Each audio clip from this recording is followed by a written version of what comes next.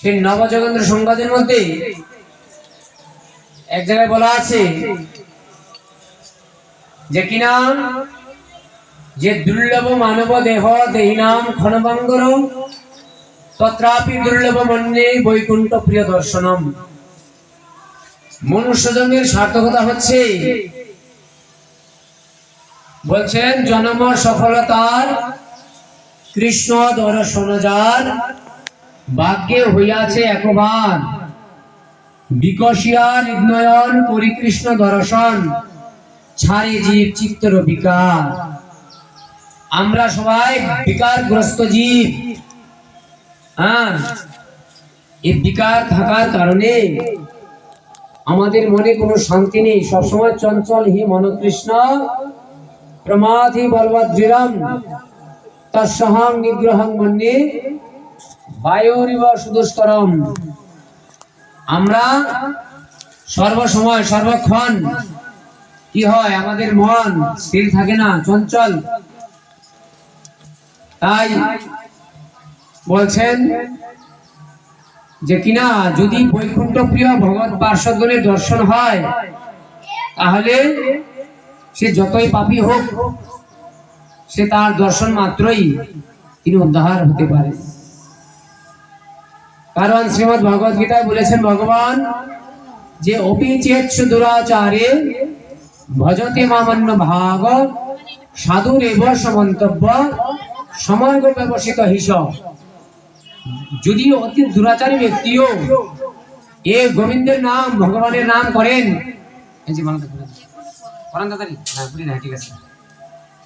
তাহলে আমাদের শ্রীমদ্ ভগবত গীতায় ভগবান শ্রীকৃষ্ণ বললেন যে হে অর্জুন, যদি কোনো ব্যক্তি অতি দুরাচারী ব্যক্তিও আমার নাম করে, তাহলে তাকে তুমি সাধু বলে জানবে, তাকে কখনো অবজ্ঞা করবে না।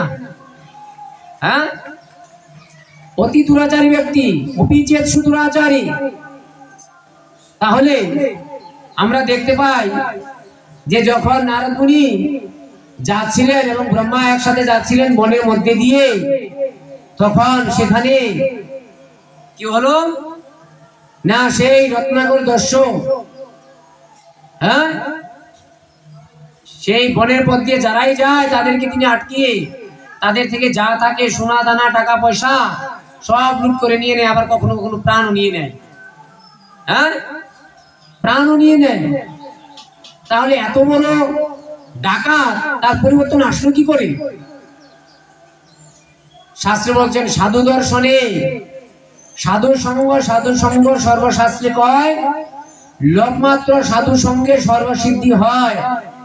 তাহলে কেউ যদি লব পরিমাণ সময়, পরিমিত সময় এই ভগবানের নাম শ্রদ্ধার সঙ্গে ভক্তির সঙ্গে শ্রবণ করে, তাহলে তার কি হয়, সর্বসিদ্ধি হয়।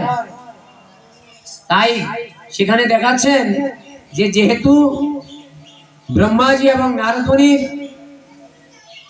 সেই সঙ্গ করেছে রত্নাকর দস্যু, সেই সঙ্গ করার ফলে তাকে জিজ্ঞেস করা হয়েছিল, দেখো তুমি যে সংসার নির্বাহ করো, এই সংসার নির্বাহ করতে গিয়ে তুমি যে এত মানুষকে মৃত্যুর কোলে পাঠিয়ে দিলে এবং নিজে এত ডাকাত হয়ে মানুষের টাকা পয়সা ধন সম্পদ লুট করো, তুমি যে পাপ করছো, এই পাপের ভাগ কে নেবে? আমরা অন্ধের মতো চলি, ইনকাম করতে গিয়ে ভালো মন্দ বিচার কিছু করি না, যেভাবে হোক আমাদের টাকার দরকার। এখন টাকাটা যদি সৎভাবে যদি উপার্জিত না হয়, এই অর্থ দ্বারা যদি আমাদের ছেলে মেয়ে এই অন্ন গ্রহণ করে, এই অসৎ পথের ইনকামের টাকা, আর ওই ইনকামের টাকা দিয়ে যখন আমার ছেলে মেয়ে সেই অন্ন গ্রহণ করবে, তারা কি মানুষ হবে? হবে না। এর জন্য দেখুন, আমরা দেখতে পাই, আমরা গাড়ি ঘোড়ানোর জায়গায় যাই, তো ওই জায়গায় জায়গায় আমাদের যারা কিছু মনে করবেন না, যারা পুলিশের চাকরি করে তাদের বেতন তো নিম্ন 25,000, তারপরে তো অনেক আছে না, আছে কিনা? এরপরে এদের 50 আছে, 60 আছে, 70 আছে, অনেক আছে এদের বেতন। তারপরে এরা আমরা সাধু মানুষ বাড়িতে ভিক্ষায় যাই, আমাদের ভিক্ষায় গেলে বলে ভিক্ষা করেন কেন? আর ওই ব্যক্তি পড়াশোনা করে সরকার চাকরি দিয়েছে ৬০,০০০ টাকা মাইনে, সে আবার হাত পাতেছে টাকা দাও। কোথায়? গাড়ি রাস্তায় পাতে কিনা? তাহলে ওই পয়সা দিয়ে যখন ছেলে মেয়েকে লালিত পালিত করবে, হ্যাঁ, তখন তার কি হবে? অসৎ পথে টাকা উপার্জন করলে ওই টাকা কি হয়? অসৎ বৃত্তি মনের মধ্যে জাগে। হ্যাঁ, তাই এই রত্নাকর দর্শকে জিজ্ঞাসা করা হয়েছে, এই এখন পাঠ হচ্ছে, বসো বসো, তোমরা সবাই বসো, চুপ করে বসো, যাও যাও যাও যাও।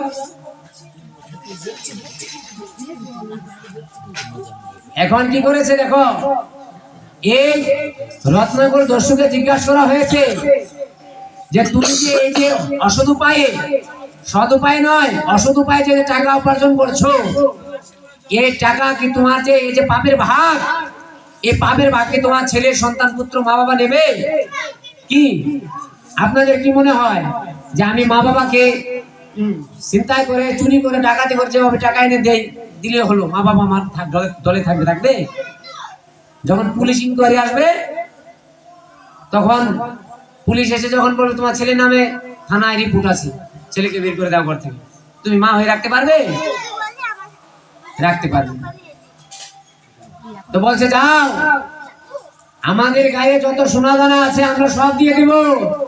নারদ মুনি বললেন দেখো, আমার হাতে আছে একটা বীণা। কি আছে? বীণা, বেদবাণী বীণা, যে বীণার মধ্যে শুধু বেদ মন্ত্র উচ্চারিত হয়, এত শক্তিশালী যে সেই বীণা। বলছে আমার এক দিব্য বীণা আমি তোমাকে দিয়ে দিব, যাও তুমি আগে বাড়িতে জিজ্ঞাসা করে আসো, তুমি যে টাকা উপার্জন করো, এই টাকার উপার্জনে যে পাপ হচ্ছে তোমার, এই পাপের ভাগ কেউ নেবে কিনা? এখন উনি বলছেন আরে বাবা, আমি এত কষ্ট করে, চুরি করে, ডাকাতি করে, হ্যাঁ, মানুষকে খুন করে আমি টাকা উপার্জন করি, আমার মা বাবা ভাগ নেবে না? এটা একটা কথা? তখন সেই কি করলো, তখন বলছে দেখো, ও আমি বাড়িতে বলতে যাই আর তোমরা এই সুযোগে পালিয়ে যাও, এ হবে না। আমি বাড়িতে বলতে যাবো তোমরা পালিয়ে যাবে। বলছে তোমার বিশ্বাস না হলে আমাদের গাছের সঙ্গে বেঁধে যাও, আমাদেরকে গাছের সাথে বেঁধে যাও। তখন সেই কে, এই রত্নাকর দর্শক এই গাছের লতা পাতা দিয়ে এই দুজনকে গাছের সঙ্গে বেঁধেছে। বলছে ঠিক আছে তোমরা এবার থাকো, এবার আমি যাই। এবার সেই রত্নাকর দর্শক বাড়িতে গেলেন। কোথায়? বাড়িতে। বাড়িতে গিয়ে তার যে সহধর্মিনী, কি নাম, কি সহধর্মিনী। এখন আমাদের সমাজ এমন একটা দিকে চলছে, ধর্ম যে কি জিনিস দেখো, আমাদের চাঁদপাড়ার মধ্যে একটা হই কাণ্ড রই ব্যাপার। ওই কখন হইলে জামাই ষষ্ঠী, কখন হইলে হচ্ছে তোমার কি ওই কলরব অনুষ্ঠান, বসন্ত অনুষ্ঠান, এই নানান অনুষ্ঠানে তারা সবাই মোহিত। শাস্ত্রে বলছে যে কিনা যে তত্রাপি দুর্লভ মন্যে বৈকুণ্ঠ প্রিয় দর্শনম, আরে সাধুদের দর্শন করা হচ্ছে গিয়ে ভগবানকে দর্শন করার মতন নেয়। ভগবানকে দর্শন করলে যে ফল হয়, সৎ সাধুকে দর্শন করলে তার অধিক গুণ ফল হয়। কারণ ভগবান এসে আপনাকে বলবে না যে আমি ভগবান, আমাকে খাবার দাও, বলবে? সেই পুণ্য করেছো না করেছি? আমরা করেছি, সেই পুণ্য আমরা করি না। অতএব গুরু কৃষ্ণ রূপ হন শাস্ত্রের প্রমাণে, গুরু রূপে কৃষ্ণ কৃপা করেন ভক্তগণে। তাহলে ভগবানের অভিন্ন মূর্তি হচ্ছে শ্রী গুরুপাদ পদ্ম বৈষ্ণবগণ। তারা এসে আপনার কাছে আসবে, আপনার দরজায় আসবে যে মা ভগবানের সেবার জন্য কিছু দাও। হ্যাঁ, ভগবান আসবে। ভগবান সবার দুয়ারে যায় না, ভগবান গিয়েছিল বলির দুয়ারে। সেই বলি মহারাজ দান ছত্র খুলেছে। বলি মহারাজ যখন দান ছত্র খুলেছে, তখন সমস্ত জগৎ আলোড়ন সৃষ্টি হয়ে গেছে। এত বড় দানি বলি মহারাজ দান করছে, বলিদান। হ্যাঁ, আছে না বলি মহারাজের দানের কথা? সে বলি মহারাজের কাছে ভগবান ভিক্ষার ঝোলা নিয়ে চলে গেছে যে, হে বলি, আমাকে ত্রিপাদ ভূমি দান করো। কয় ভূমি? ত্রিপাদ ভূমি। বলছে, বাবা তুমি হচ্ছে ছোট্ট গোপাল, তুমি মানুষটাও খাটো, তোমার বুদ্ধিটাও খাটো। কেন? আরে মানুষ যখন ভিক্ষায় আসে রাজার বাড়ি, সে একবার ভিক্ষা করলে তার জন্মে আর ভিক্ষা করতে হয় না। আর তুমি রাজার কাছে এসে তুমি ভিখারির মধ্যে ভিক্ষা চাচ্ছ।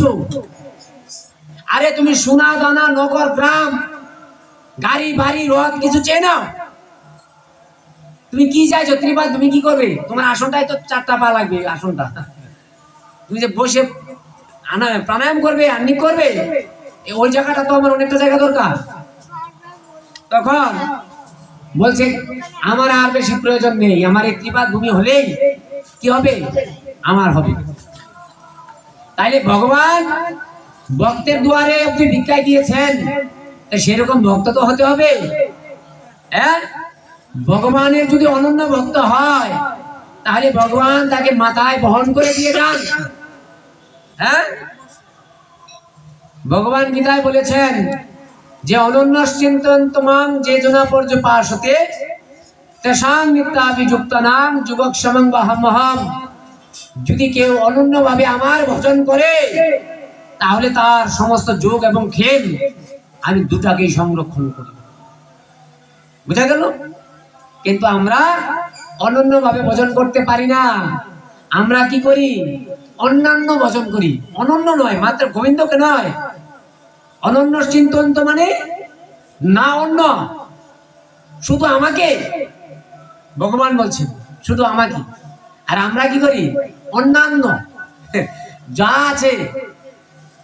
দেখুন, আমরা কারো না কারো উপাসক হতেই পারি। কেউ মায়ের উপাসক, কেউ বাবার উপাসক নাকি, কেউ গণপতির উপাসক, কেউ সূর্যদেবের উপাসক নাকি, ব্রাহ্মণ ঠাকুর হতে পারি না? কিন্তু এই উপাসক গণের গতিটা কোথায়? এটা হচ্ছে মূল বিষয়। আপনি চাকরি করে শ্রম করে যদি আপনার অর্থ উপার্জিত না হয়, আপনি সে চাকরি করবেন? করবে কেউ? হ্যাঁ, বলে বাবা দরকার না তোমার চাকরি, আমার ছেলে মেয়ে আছে, সংসার আছে, হ্যাঁ মা বাবা আছে, তুমি যে টাকা দাও ওই টাকাতে আমার হয় না। বাবা আমার চাকরি শেষ, আমি প্রয়োজন পড়লে আমি ট্রেনের মধ্যে আমি হকারি করবো, তাও আমার ভালো। তাহলে এই উপাসক গুলার গন্তব্য স্থানটা কোথায়? এটা হচ্ছে মূল বিষয়বস্তু। না তেতাং ভক্ত সর্বলোকং বিশালং ক্ষীণে পুণ্যে মর্ত লোকং বিশন্তি এবং ত্রয়ী ধর্ম মনোপ্রপন্না গত কাম কামালপন্তে। এদের গতিটা কোথায়? স্বর্গ। কার গতি? না যারা দেবদেবীর ভজন করে।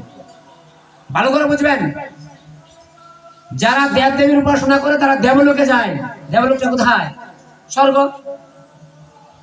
এখন গীতায় বলেছেন জানতি দেবব্রতা দেবান পিতৃন জানতি পিতৃবতা ভূতানি জানতি ভূতজ্জা জানতি মজ্জাজিনো অভিমান। ভালো করে গীতা পড়বেন, ভালো করে। যারা যারা গীতা পড়েন না, গীতা পড়ে দেখবেন আপনার ভগবান কি বলেছে। আমরা সনাতনী, আমরা লেবাস লাগে বসে আছি। আমি ব্রাহ্মণ, আমি ক্ষত্রিয়, আমি বৈশ্য, আমি শূদ্র, তাতে কি আসে যায়? কিবা জ্যোতি সতী কিবাই উচ্চ জাতি যেই হরি নাই ভজে ববে জনমিয়া ভ্রমিয়া ভ্রমিয়া রৌরব নরকে মজে। কোথায় মজে? নরকে মজে। আমি সন্ন্যাসী হয়ে গেলাম, আমি ত্যাগী হয়ে গেলাম, আমি ব্রাহ্মণ, আমি ধনবান, আমি রূপবান, আমি বলবান, কোনো বানে কাজ হবে না। একমাত্র যিনি ভক্তিমান তারই কাজ হবে নাকি? তাহলে ভগবান গীতায় সুন্দর করে বলে দিয়েছেন, যে ব্যক্তি যার উপাসনা করবে তিনি সেই লোকই যাবেন। আপনি যদি মা বাবাকে ভালোবাসেন, দোষের তো কিছু নেই, বাসতে পারেন। তাহলে তার গন্তব্যস্থান কোথায়? পিতৃলোক। কোন লোক? পিতৃলোক। আপনি যদি দেবদেবীকে ভালোবাসেন কোথায় যাবেন? দেবলোক। আপনি যদি যক্ষ রাক্ষস এদেরকে দেখেন না, অনেক তান্ত্রিক আছে না, হ্যাঁ, ভূত প্রেতের পূজা করে, এরা ভূত প্রেত লুকিয়ে যায়। এই সমস্ত লোক ভগবান অনন্ত করে বিশ্ব ব্রহ্মাণ্ড তৈরি করে রেখেছেন। যে যার উপাসনা করবে সে তার কাছে যাবে। আপনি করেন তৃণমূল, এখন আপনি যদি বিজেপি থেকে অ্যাড দেন আর যোগ দেন, আপনি নেবে? আর আপনি বিজেপি করে যদি তৃণমূল দেন, আপনি নেবে? কখন নেবে? যখন সবকিছু ছেড়ে কেড়ে দিয়ে আপনার সে তোলে কি ঢুকবেন, কি হয় না এটা? এই যে আমাদের বাবুল সুপ্রিয় কদিন পর এদিক এদিক যায়, এবারে দেখেন না, এদের কোনো ঠিক নেই। হ্যাঁ, যাই হোক, মানে কথার কথা বললাম আর কি। আপনি যাকে ভালোবাসবেন সে আপনাকে রক্ষা করবে, এটাই তো নিয়ম, ঠিক না? তাহলে জানতি দেবব্রতা দেবান পিতৃম জানতি পিতৃভতা, আপনি যার উপাসনা করেন আপনি সেই লোকে যাবেন। তাহলে যারা এই উপাসনাগুলো করে তাদের গন্তব্যস্থান কোথায়? না, যে যার উপাসনা করবেন সেই সেই ধামে উপনীত আপনি হবেন। আপনার পুণ্য শেষ, তেতাং ভুক্ত স্বর্গ লোকং বিশ্বন্তি, এই স্বর্গলোক থেকে আবার আপনাকে এই ধরাধামে আবার আপনাকে জন্মগ্রহণ করতে হবে। কথা বোঝা গেল? কথা বোঝা যাচ্ছে? তাহলে কিনা সেই কি করলো আপনার কে, তারপর কি বলছে যে এর জন্য বলছে যাও তুমি বাড়ি যাও, বাড়ি গিয়ে আগে শুনো তোমার স্ত্রী সহধর্মিনী, হ্যাঁ, তখন তিনি বাড়ি গিয়ে তার স্ত্রীকে জিজ্ঞেস করলেন, শুনছ, আচ্ছা আমি যে এই যে এভাবে অর্থ উপার্জন করি, চুরি করি, ডাকাতি করি, মানুষকে অনেক সময় মেরেও দিই, তা আমার যে এই যে পাপ হয়, এই পাপের ভাগ কি তুমি নেবে? কি এ পাপের ভাগ তুমি নেবে? এখন সহধর্মিনী বলছে, দেখো আমি তোমার সহধর্মিনী, ধর্মের অর্ধেক আমি পাবো, তুমি ধর্ম করলে আমি তোমার অর্ধেক ভাগ পাবো, কিন্তু তুমি অধর্ম করলে তার ভাগ আমি পাবো না। তুমি অধর্ম করে চুরি করবে কি ডাকাতি করবে, তার পাপের ভাগ আমি নিতে যাবো কেন?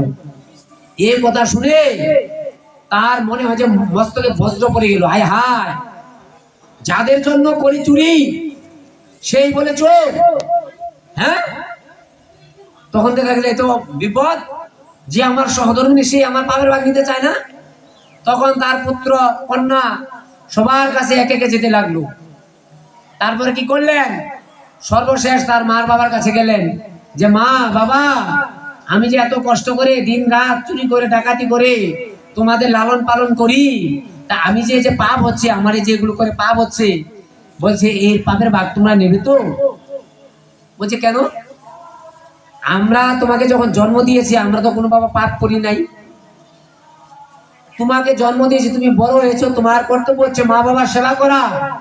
তুমি চুরি করে খাওয়াবে কি ডাকাতি করে খাওয়াবে, হ্যাঁ, সেটা হচ্ছে গিয়ে কি, সেটা হচ্ছে তোমার ব্যাপার, তার ভাগ আমরা নেব কেন? এ কথা শুনে সেই রত্নাকর দস্যু তার মন একদম ভেঙে গেল। তিনি অনেক আশা করেছিলেন যে আমার মা বাবা, আমার স্ত্রী, এরা আমাকে কখনোই এরকম কথা বলবেন না। কিন্তু যখন সেই আপনার কি করলেন, যখন এই রত্নাকর দস্যু সে নারদ মুনির কাছে গেলেন, যেখানে বেঁধে রেখে এসেছিলেন, সেখানে গিয়ে যখন যাচ্ছেন মাথাটা নিচু করে, দুই চক্ষু দিয়ে তার আসনে পতিত হচ্ছে, তখন বলছে, হে রত্নাকর দস্যু, কি হয়েছে তোমার? তোমার মন খারাপ কেন? তোমার মন খারাপ কেন? তখন বলছে যে প্রভু, আপনি যা বলেছেন সবই ঠিক, কেউ আমার পাপের ভাগ নিল না। নিল? কেউ নিল না। তাহলে হে প্রভু, এখন আমি কি করে উদ্ধার পাই? কি করলে আমি এই পাপ থেকে মুক্তি পাবো? আমি এমন অপরাধ করেছি, এত মানুষের ক্ষতি করেছি, অনিষ্ট করেছি, এত মানুষ মেরে দিয়েছি, তা আমি এতে উদ্ধার হবো কি করে? তখন বলছে তুমি রাম নাম করো। কি নাম? রাম নাম।